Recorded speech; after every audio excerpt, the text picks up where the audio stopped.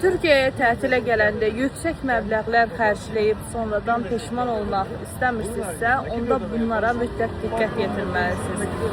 Bilirsiniz ki, artıq burada da qiymətlər olduqca bahalaşır və hər kəs artıq sərfəli tətil arzusundadır.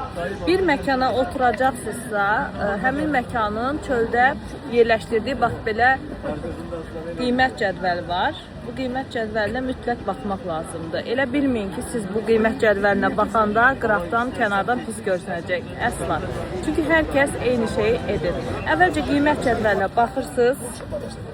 Güzel bir gözü de hitap ediyor mu? Daha sonra isə Türklər pazarlıq deyir.